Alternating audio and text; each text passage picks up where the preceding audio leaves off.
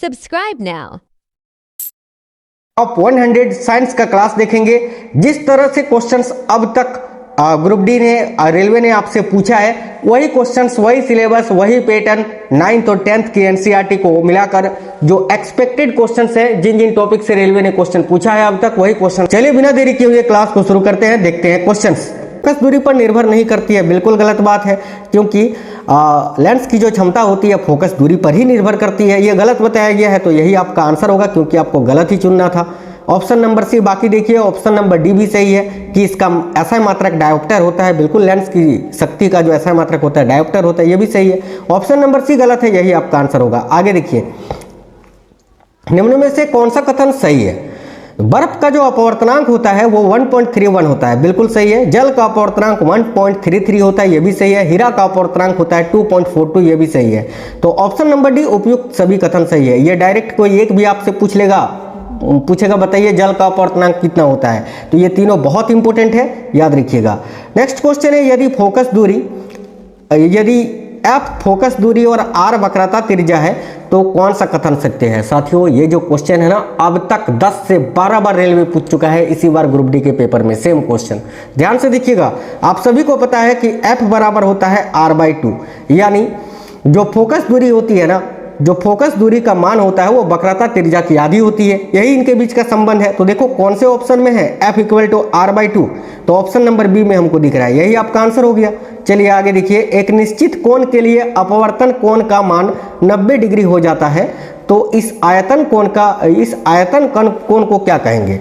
बहुत ही अच्छा क्वेश्चन है कि एक निश्चित कोण के लिए अपवर्तन कोण का मान 90 डिग्री हो जाता है, तो इस आपतन कोण को क्या कहेंगे? तो इस आपतन कोण को क्रांतिक कोण कहेंगे ना। ऑप्शन नंबर ए करेक्ट होगा, क्रांतिक कोण। आगे देखिए, गोलीय दर्पण के परावर्तक पृष्ठ के व्यास को क्या कहते हैं? बताइए, काफी इंपोर्टेंट क्वेश्चन है साथियों। गोलीय दर्पण के जो परावर्तक पृष्ठ के व्यास है ना, इसको द्वारक कहते हैं। ये भी क्वेश्चन 5 से 6 बार रेलवे अब तक पूछ चुका है, याद रखना, द्वारक। Option number D. नेक्स्ट है, सूर्यास्त के समय लाल दिखाई देने का कारण क्या है? सूर्योदय सूर्यास्त के समय सूर्य लाल दिखाई देता है, इसका कारण क्या है? तो इसका कारण है प्रकाश का प्रकीर्णन। ऑप्शन नंबर डी करेक्ट होगा, प्रकीर्णन, याद रखना। विद्युत परिपथ में इकाई समय में प्रभावित आवेश मात्रा को क्या कहते हैं? तो विद्युत परिपथ में इकाई समय में प्रभावित होने वाली जो आवेश की मात्रा होती है उसी को तो हम विद्युत धारा बोलते हैं। ऑप्शन नंबर ए करेक्ट होगा साथियों, विद्युत धारा। आमीटर को विद्युत परिपथ में किस क्रम में लगाया जाता है? बताइए, जो आमीटर होता है इसको विद्युत परिपथ के किस क्रम में लगाया जाता है? देखो याद रखना, हमेशा श्रेणी क्रम में लगाया जाता है साथियों, ठीक है। तो करेक्ट होगा ऑप्शन नंबर बी, श्रेणी क्रम में। आगे देखिए, किन्हीं दो बिंदुओं के विद्युत विभव के अंतर को क्या कहा जाता है? बहुत ही इंपॉर्टेंट क्वेश्चन है। किन्हीं दो बिंदुओं के विद्युत विभव के अंतर को क्या कहते हैं? इसको विद्युत विभवांतर भी बोलते हैं, पोटेंशियल डिफरेंस भी बोलते हैं, वोल्टता भी बोलते हैं, यानी ऑप्शन नंबर डी उपयुक्त तीनों। वोल्ट मीटर को किस क्रम में लगाया जाता है? साथियों आमीटर को श्रेणी क्रम में लगाया जाता है, लेकिन वोल्ट मीटर को याद रखना समानांतर क्रम में लगाया जाता है। ऑप्शन नंबर बी इस क्वेश्चन का करेक्ट आंसर होगा, समानांतर क्रम। आगे देखिए, बहुत ही इंपॉर्टेंट क्वेश्चन है कि विद्युत धारा की दिशा कौन सी होती है? तो भाई विद्युत धारा की दिशा कैसी होती है? धन आवेश से ऋण आवेश की ओर होती है। ऑप्शन नंबर सी करेक्ट होगा, धन आवेश से ऋण आवेश की ओर, याद रखना। आगे देखिए, बुझा हुआ चूना का रासायनिक सूत्र आपसे पूछा है, बताइए बुझा हुआ चूना यानी स्लैक्ड लाइम का रासायनिक सूत्र क्या होता है? तो CaOH, देखिए कैल्शियम हाइड्रोक्साइड इसको आप बोलते हैं। तो ऑप्शन नंबर ए इस क्वेश्चन का करेक्ट आंसर हो जाएगा। जिप्सम का रासायनिक सूत्र क्या होता है भाई? तो देखिए जिप्सम का जो रासायनिक सूत्र होता है वो होता है कैल्शियम सल्फेट विथ 2H2O, यानी CaSO4 with 2H2O। Plaster of Paris का अगर रासायनिक सूत्र आपसे पूछे, जो कि कई बार पूछ चुका है अब तक पेपर में, तो calcium sulphate with half H2O। Option number B में आपको दिख पा रहा है ना, यही आपका जिप्सम का माफ करना प्लास्टर ऑफ पेरिस का रासायनिक सूत्र होता है। आगे देखिए, अल्कोहल का रासायनिक सूत्र क्या होता है? तो साथियों अल्कोहल का रासायनिक सूत्र होता है C2H5OH। ऑप्शन नंबर सी इस क्वेश्चन के लिए करेक्ट आंसर हो जाएगा। आगे देखिएगा, देखिए क्वेश्चन है Na2CO3 यानी सोडियम कार्बोनेट है ना, Na2CO3 विथ 10H2O के बारे में कौन सा कथन सही है? ए में लिखा है यह सोडियम कार्बोनेट है जिसे बेकिंग सोडा कहा जाता है, बिल्कुल गलत है यार।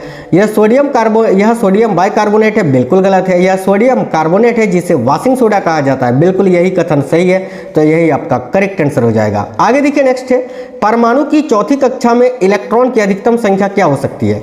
फॉर्मूला से भी निकाल सकते हैं या इसको डायरेक्ट आप याद रखना, ठीक है। कि कितनी होती है, 32 होती है। पहली कक्षा में 2, दूसरी कक्षा में कितनी होती है, दूसरी कक्षा में 8, तीसरी कक्षा में 18 और चौथी कक्षा में 32। ये आपको जुबानी याद रहना चाहिए। हालांकि आप इसको सूत्र से भी निकाल सकते हैं 2n² से, ठीक है। ये फॉर्मूला होता है इसको निकालने का। 4 कक्षाएं होती हैं, KLMN, चारों का जो क्रमांक होता है 1 2 3 4 होता है, ठीक है। तो यह चौथी कक्षा में पूछा है, यानी n का मान आपको निकालना है। n चौथी कक्षा यानी 4, ठीक है। तो इस ये जो n है, कोई भी कक्षा पूछे, मान लेते हैं यहाँ तीसरी कक्षा पूछता तो n की जगह पर हम 3 का मान रखते हैं। यहाँ चौथी कक्षा पूछा है तो चौथी कक्षा में हम 4 का मान रखेंगे। तो 2n² यानी 4 का स्क्वायर, 4 का स्क्वायर होता है आपका 16, और 16 का जब आप 2 से मल्टीपल करोगे तो 32 निकल के आ जाएगा, ठीक है। वही तो मैंने बताया था। तो 32 इसका करेक्ट आंसर हो जाएगा, याद रखना। आगे देखिए, परमाणु के नाभिक में कौन से कण पाए जाते हैं। तो साथियों, परमाणु के नाभिक में प्रोटॉन एवं न्यूट्रॉन पाए जाते हैं। इलेक्ट्रॉन तो चारों ओर चक्कर लगाते हैं ना। तो ऑप्शन नंबर 1 करेक्ट होगा, प्रोटॉन एवं न्यूट्रॉन। आगे देखिए, परमाणु के नाभिक की त्रिज्या क्या होती है। तो साथियों, परमाणु का जो नाभिक होता है ना, उसकी त्रिज्या बहुत इंपॉर्टेंट क्वेश्चन है, 10⁻⁻15 मीटर होता है। तो ऑप्शन नंबर 1 इस क्वेश्चन का करेक्ट आंसर है। आगे देखिए, कण एवं तरंग दोनों ही की तरह कौन व्यवहार करता है। याद रखना, कण एवं तरंग दोनों ही की तरह इलेक्ट्रॉन व्यवहार करता है। ऑप्शन नंबर सी करेक्ट होगा, इलेक्ट्रॉन। नेक्स्ट क्वेश्चन है, हीरा और ग्रेफाइट के कार्बन परमाणुओं की संरचना कैसी होती है। देखिए, हीरा और ग्रेफाइट के कार्बन परमाणुओं की जो संरचना होती है ना, बिल्कुल एक जैसी होती है। ऑप्शन नंबर 1 करेक्ट होगा, एक जैसी। अगला क्वेश्चन है, अक्रिय गैस के परमाणु में सबसे बाहरी कक्षा में कितने इलेक्ट्रॉन रहता है। ये क्वेश्चन आप रट ही लेना। कोई भी अक्रिय गैस हो, उसकी बाहरी कक्षा में जो है ना साथियों 8 इलेक्ट्रॉन ही रहता है, 8। जैसे ऑर्गन का परमाणु क्रमांक 18 होता है। तो जितने परमाणु क्रमांक 18 यानी प्रोटॉन की संख्या भी 18, और जितनी प्रोटॉन उतनी इलेक्ट्रॉन।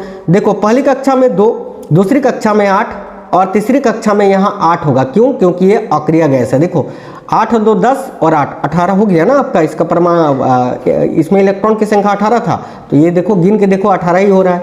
यानी कोई भी अक्रिय गैस हो, उसकी बाहरी कक्षा में 8 ही इलेक्ट्रॉन रह सकता है, याद रखना। Option number D correct answer हो जाएगा। आगे देखिए, क्लोरीन का सही इलेक्ट्रॉनिक विन्यास क्या है। क्लोरीन, साथियों, क्लोरीन का परमाणु संख्या होता है 17। तो पहली कक्षा में 2 इलेक्ट्रॉन, 2, दूसरी कक्षा में 8, और इसका जब परमाणु संख्या ही 17 है तो तीसरी कक्षा में क्या आएगा, 7 आएगा। तो देखो कौन से ऑप्शन में 2 8 7 है, 2 8 7 देखो ऑप्शन नंबर डी में दिख रहा है, यही आपका आंसर हो गया। चलिए आगे देखिए, नेक्स्ट है वह यौगिक जिसे क्विक लाइम भी कहा जाता है। तो क्विक लाइम किसको बोलते हैं आप, कैल्शियम ऑक्साइड को बोलते हैं, ठीक है, कैल्शियम ऑक्साइड को। देखो calcium oxide option number D में आपका दिख रहा है, यही आपका करेक्ट आंसर हो जाएगा। आगे देखिए, नेक्स्ट क्वेश्चन है साथियों, टंगस्टन का गलनांक बिंदु कितना होता है। तो लगभग 3400 डिग्री सेल्सियस होता है, यानी ऑप्शन नंबर डी सी इस क्वेश्चन का करेक्ट आंसर होगा, 3400 डिग्री सेल्सियस। निम्न में से सबसे कम गलनांक वाली धातु कौन सी है। देखिए गैलियम साथियों, इतना इसका गलनांक कम होता है कि इसको हाथ में जब आप लेते हो ना तभी ये पिघल जाती है, याद रखना gallium. Option number D. Gold धातु का आपेक्षिक घनत्व कितना होता है, बहुत ही इंपॉर्टेंट क्वेश्चन है। तो सोना का जो आपेक्षिक घनत्व होता है ना, ये 19.3 होता है, याद रखना। जिसका मतलब ये है कि यह पानी से लगभग 19.3 गुना भारी है। तो ऑप्शन नंबर सी 19.3 इस क्वेश्चन का करेक्ट आंसर होगा। आगे देखिए, अम्ल और क्षार की क्रिया कराने की प्रक्रिया को क्या कहते हैं, बड़ा इंपॉर्टेंट क्वेश्चन है। तो अम्ल और क्षार की क्रिया कराने की जो प्रक्रिया होती है ना, इसे हम क्या कहते हैं। देखिए करेक्ट आंसर हो जाएगा उदासीनीकरण भाई, ऑप्शन नंबर सी। नेक्स्ट है, अपमार्जक से संबंधित कौन सा कथन सही है। ए में लिखा है यह साबुन की तरह क्रिया करता है, ठीक है, बिल्कुल सही है यार। ये कठोर जल में कार्य करते हैं, बिल्कुल। ये मृदु जल में भी कार्य करते हैं, बिल्कुल। ऑप्शन नंबर डी उपयुक्त तीनों कथन सही है अपमार्जक को लेकर।